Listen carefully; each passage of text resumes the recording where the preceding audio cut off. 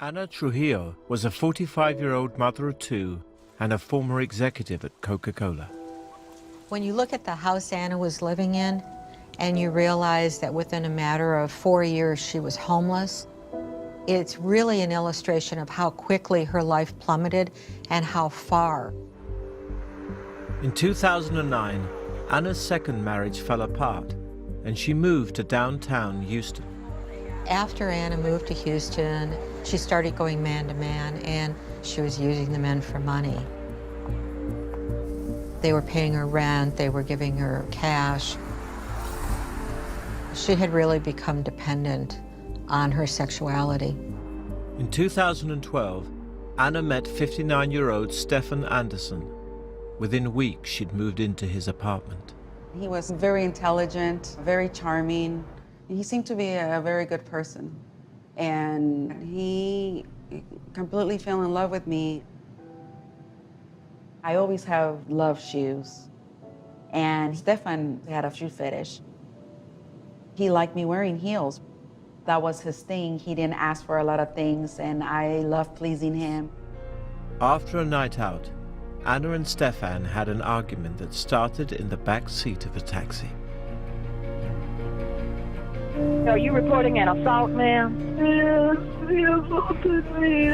I hit him with my shoe and he's bleeding. He started beating me up.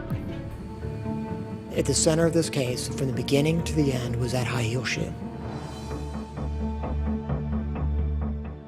I think female defendants and female murderers are much harder to prosecute because society doesn't want to believe that they are the aggressor. And then what happens usually happens behind closed doors, and it is hard to know the dynamics of every intimate relationship. There's a passage. Ana, from the moment she was interviewed by police, always claimed to be a victim of domestic violence. And he grabbed me, and he wouldn't let me go, and he started wrestling with me. And then he got on top of me, and I couldn't breathe, and I was suffocating. She was claiming that Dr. Anderson had abused her, both physically, mentally, and emotionally, and that she finally had to kill him in self-defense. We as prosecutors don't always have this great forensic evidence that television tells us that we should have. And quite frankly, juries come to the courthouse expecting to have a CSI effect. And Chris Duncan gave us the CSI effect. When blood travels, it travels in a sphere. And when it lands on a surface, it collapses. And so we can see, because of the shape of the stain on the surface, what direction it was traveling and actually what angle it was traveling.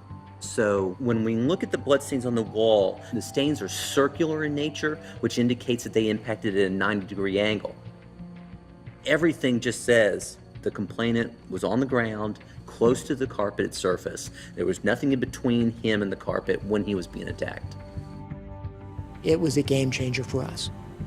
He could tell us the story of what happened in that apartment. Pants that we've documented in State's Exhibit number 150 and 151 are the jeans worn by Ms. Trujillo the night of the incident. What these jeans tell us is that she is straddling the complainant where the blood was on him, which is around the head and on the chest. This blood is saturated over time on the insides of the thighs. And I believe that blows were imparted onto the complainant while she was on top of him with his head between her thighs.